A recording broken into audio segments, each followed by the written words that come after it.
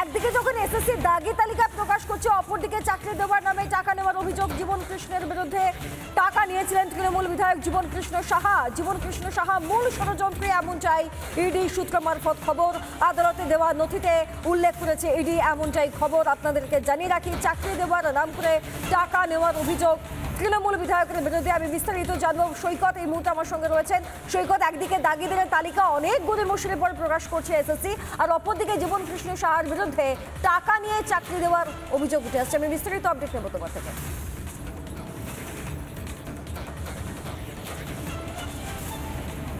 একদমই, জীবনকৃষ্ণ সাহা টাকা নিয়ে চাকরি দিয়েছেন বা জীবনকৃষ্ণ সাহা বেশ কয়েকজনকে টাকা নিয়ে চাকরি দেওয়ার প্রতিশ্রুতি দিয়েছিলেন, কিন্তু প্রথম দিকে তাদের চাকরি হয়নি। তার পরিবর্তে পরবর্তীকালে নতুন করে রেফার করেছিল এসপি সিনহার কাছে, এবং সেই এসপি সিনহার কাছে যে রেফারেন্স দিয়েছিল তার বদলে অল্প কয়েকজনের চাকরি হয়েছিল, বা বলা ভালো ৭৫ জনের কাছ থেকে টাকা নিয়েছিল এই জীবনকৃষ্ণ সাহা।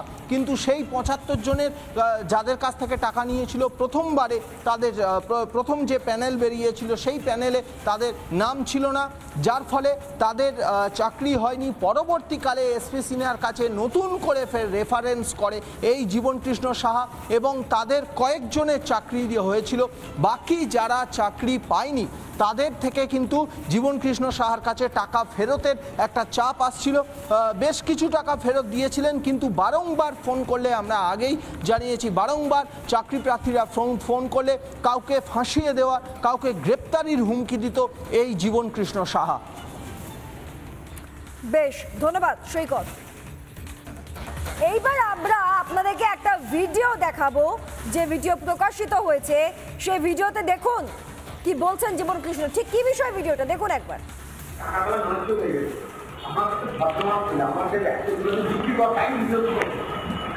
আমি বললেন 4 লাখের মধ্যে 2 লাখ দেবো, তাই বললেন। সেটা তো আমি বললেন, আমি বললাম শরীর খাসতে কবে থেকে আমরা করছি 2 লক্ষ টাকা।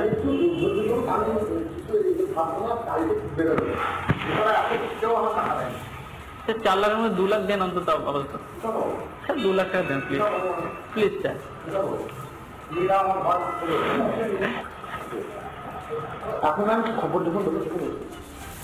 এই ভিডিওটি বিজেপি রাজনৈতিক দল, এই রাজ্যের বিরোধী দল বিজেপি দ্বারা প্রকাশিত। আর আপনারা দেখুন যে ঠিক কি কেলেঙ্কারিটা চলতো এই জীবন কৃষ্ণ সাহার।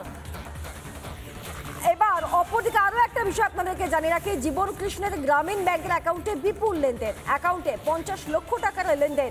আমি আরো বিস্তারিত জানবো। সৈকত এই মুহূর্তে আমার সঙ্গে রয়েছে।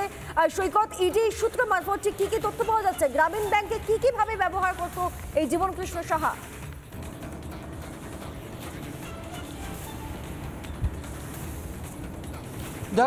দেখো, গ্রামীণ ব্যাংকে লক্ষ লক্ষ টাকা নগদে জমা পড়তো। এই যে লেনদেনের তথ্য উঠে আসছে, গ্রামীণ ব্যাংকের লেনদেনের তথ্য, সেই গ্রামীণ ব্যাংকের যে টাকা জমা পড়তো সেটা কিন্তু ক্যাশ টাকা, কোনো ডিজিটাল লেনদেন কিন্তু হতো না। গ্রামীণ ব্যাংকে জীবনকৃষ্ণ এবং তার স্ত্রীর নামে আলাদা আলাদা অ্যাকাউন্ট এবং জয়েন্ট অ্যাকাউন্ট, দুইভাবেই অ্যাকাউন্ট করা ছিল, এবং এই দুইভাবে যে অ্যাকাউন্টগুলি ছিল সেই অ্যাকাউন্টগুলিতে নগদে টাকা জমা পড়তো, লক্ষ লক্ষ টাকা জমা পড়তো। এবার সেই জমা টাকাগুলি ফরেন্সিক অডিট করতে পাঠাচ্ছে ইডি। এই ফরেন্সিক অডিট হলে একেবারে পরিষ্কার হয়ে যাবে কবে, কোন সময়, কত টাকা জমা পড়েছে, এবং কত টাকার নোট কতগুলো জমা পড়েছে ওই অ্যাকাউন্টগুলিতে, কোন অ্যাকাউন্টে বেশি টাকা জমা পড়েছে, কত টাকার নোট জমা পড়েছে, সমস্ত কিছু একেবারে পরিষ্কার হয়ে যাবে। সেই জন্যে এই গ্রামীণ ব্যাংকের যে নগদ টাকার লেনদেন বা নগদ টাকার জমা পড়েছিল জীবনকৃষ্ণ এবং তার স্ত্রীর অ্যাকাউন্টে, সেগুলো এবার ফরেন্সিক অডিটের জন্য পাঠাচ্ছে এনফোর্সমেন্ট ডিরেক্টর। অত্যন্ত গুরুত্বপূর্ণ কিছু আপডেট দিলে সৈকত। পরিস্থিতির উপর নজর রাখো, ফিরছি তোমার কাছে পরবর্তী সময়। ধন্যবাদ। নানা ধরনের কন্টেন্ট দেখার জন্য লাইক করুন, শেয়ার করুন আমাদের ফেসবুক পেজ, সাবস্ক্রাইব করুন আমাদের ইউটিউব চ্যানেল। পাশাপাশি অন্যান্য ব্রেকিং নিউজের জন্য অবশ্যই চোখ রাখুন রিপাবলিক বাংলায়।